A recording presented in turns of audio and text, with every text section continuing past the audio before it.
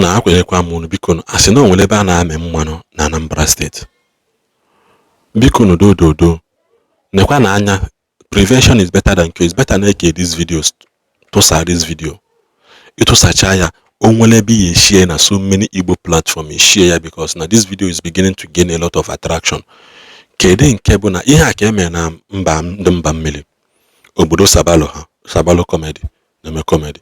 Obodo aha no go under perpetual darkness for more than 13 years ọkụ adịrọ ya. Mana ndị na-egwu mmanụ nwere ọkụ. Ndị obodo are not being employed. This people raise their own campaign. Their own voices must be heard. Anambra State ya ka na-amị mmanụ. Anambra State ba ya ka na-amị mmanụ. Anụnụbe ebe Soludo mepere ọnụ kwuo na onwere ebe a na-amị mmanụ na ndụ ọmansị na ọ marọ. Imansị na ị marọ. Aka m na-ekwu because na onwego mbosi nlọrọ na-discover another place between Enugu na Anambra that will cause crisis. Anụgo m nlọfụ nke ahụ. Nkwu okwu mana amabụ m mana onwere ebe ọzọ discover mma according to this video. They should make sure that n'obodo ahụ dị mma. Obodo ahụ dị mma. If not, the youths are angry. Nenene this video nenene this video. In a nature, make sure you share to all Igbo platform. Yeah, my first time that for that village. For the first time, I saw Anambra, but this is the first time because in that Mbajula say absolute or they are aware of these things, they started laughing. Yeah, future pictures of Ndini Obodo. I'm on the Melindi by him. Why can't you people wait to those good Obodo phone open a phone for job? Then end this video first. God then. Igbo momo onwe ihe mee na Anambra mgba njere Anambra mana ti ekwu but me ekwu ihe ọka njọ ebe nnọkwa ezu ike na mgbede abalị group of young boys bakwa kenem kasi anyị kenecha ozozugbo anyị kenese mood change ha dị serious asị m na onwe ya sị ka eziem na nchọ nkwuo m chọọ mgbakwa nkịtị na mgba akwa na ome na nka ya ekwu nsi aka iyo n'onwe ka o si mebi dadị ka nnọọ mmadụ nwere obodo a na-akpọ ọmasị OMASI na Anambra State ana maka ahịa merụ but ama m na enwere obodo ọmasị ha wee sị na ha boys from ọmasị ịyọta no meeting ka ha bịa but na ha fụzi ime ebe ọ daịlụ mma ka ha gwa m na njide aka m kwuo kịta tupu time ya eluo na time adịghịzi nsị ha gịnị bụ ihe ha kwuo na mama kwa ebe ọmasị ha sị m na ọmasị nwe obodo ahụ nwere mmanụ na Anambra State na mmanụ na-amị na ọmasị ede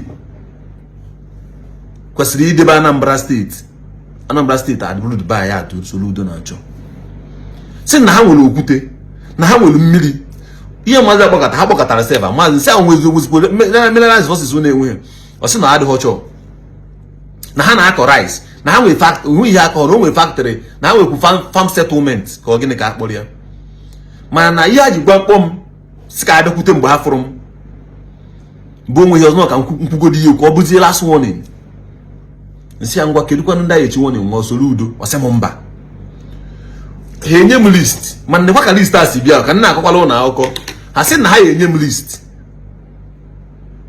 ka m ziri oru ha ozi ahụ na ha ezizi so mgbe ha bịakwuchi na ha na-ekwu n'aba nzita ngo na ha enye home list enyekwa m na ha esenji phone number no ntetola no to that the next day number drop all pictures and list nwekwe enye phone number maka na mmanụ mazi ka asị kwado so list a ka nche ekpo ka ngori isi onwe m iyota cause this mabia men or boys men ka hawo they are ready for something. Amami had the up to. Although I come with Hadan, your house, but had the up to something. As now you to Hana Tao. Now, Bande will tell you fact as Nadigo, Eba and Mamma na Befa. Now, Quakelufa, the 6 million, like Naha got your own. But the woman is doing game. Hasena as na Omasia Hanimaki with Hawk. He won't deal. He went no way the young will. So see about young will you know maybe. trailers ndị na-abata esi abata na befa abịa ebukọrọ natural resources apụ na ha na-akọ rice but onweghị ha nwere ọkwa adịghị befa. I put call across asị n'eziokwu na ha enweghị ilo, ha enweghị ọkụ. O wutekwa ebe a m na ha nọ eme nke ọrụ ozugbo ka mmadụ nọ whining ka ha bịara. So ha enye m list si m chilolu ha warning, but mechi warning ahịhịọ ma warning ka m nwa ya echi mma ya ahịhịọ maka awụghị onye ahịhịọ. First person ha kpụ n'ọnụ Chief Paul Odenigbo. I will post the picture above.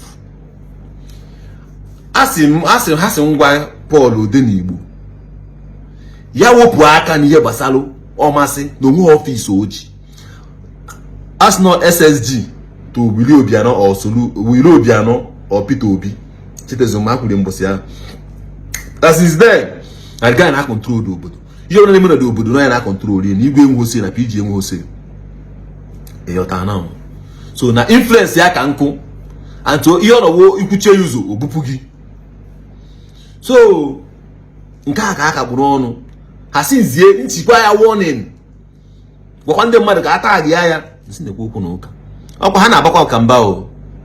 Mma niile kwere taa gị. Ama na mana ka nnọtụpụkwa obere. Then secondly, ha simzie ozizi ruo Chimezie Okafọ, the youth leader. Nna-ekwu na-akpọ ihe ekwuru.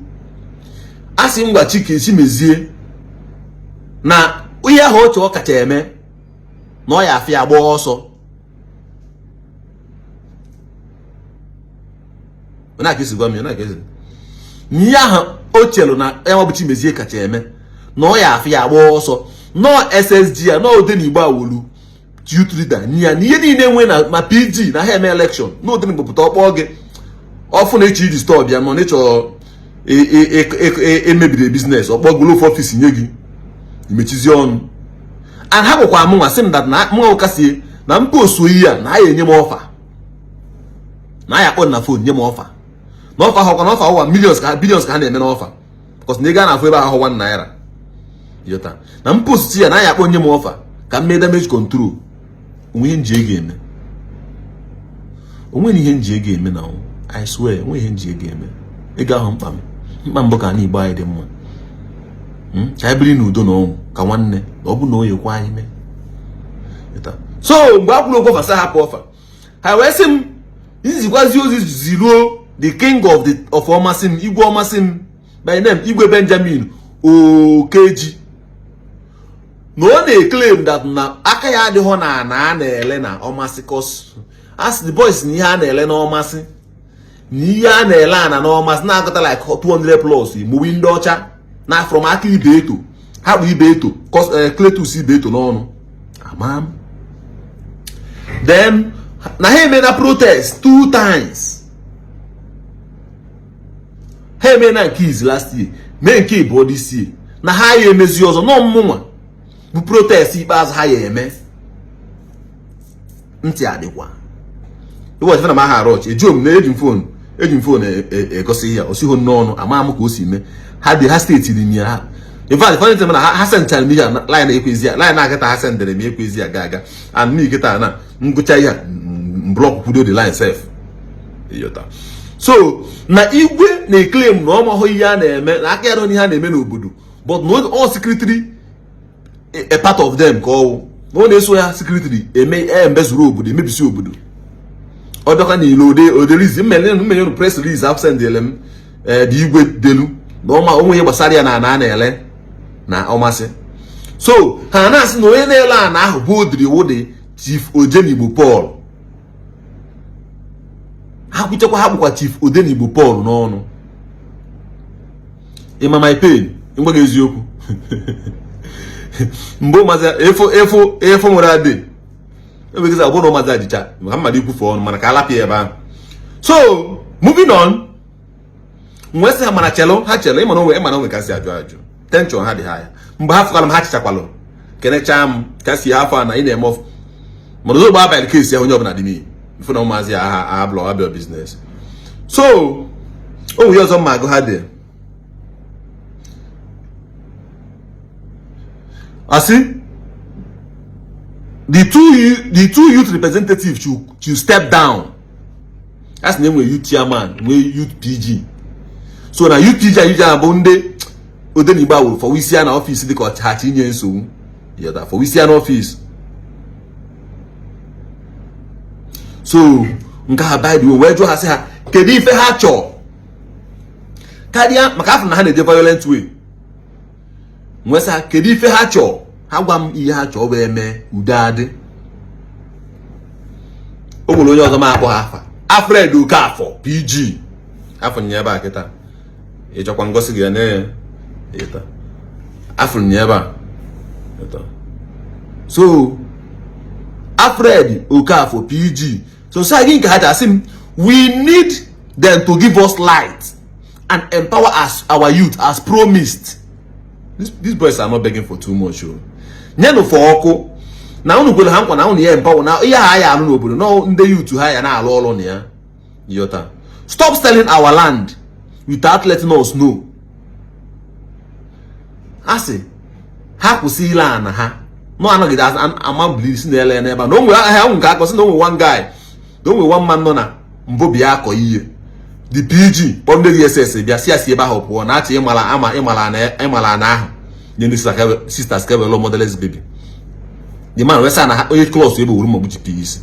E make the DSS ahụ na. Akpọrọzie the man je na prison.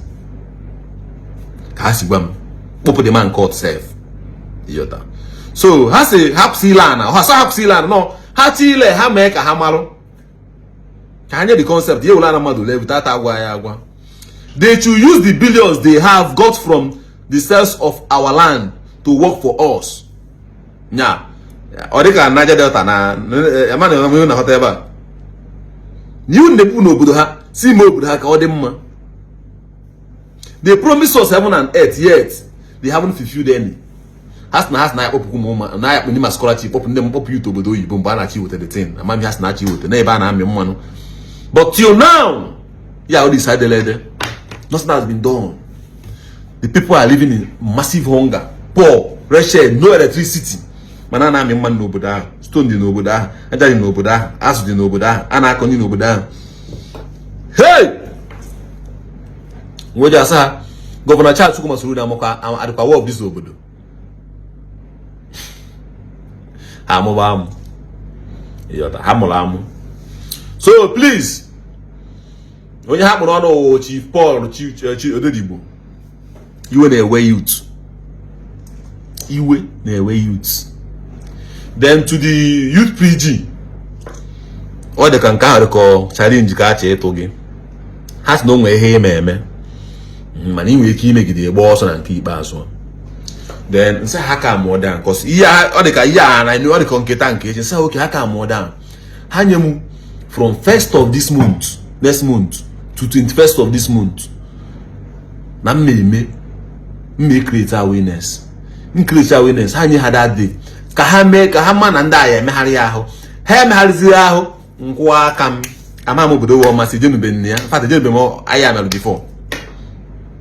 So please, to Chief Paul Odedibo, Igwe, Omasi, the PG, UPG, youth chairman and PG.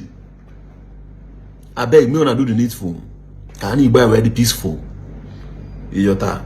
Eba ka me kudo woku a amamo bodo wo mase. Ejo me body amam.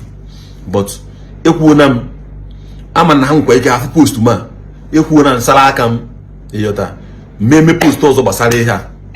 I don't try to me post ozo basara this omasi because the way things are going. We see none pota. Yota. I no good na chaka mma ka me happy me this thing but fu bi na si me ya wo kwa me. Kani bo mala yimma.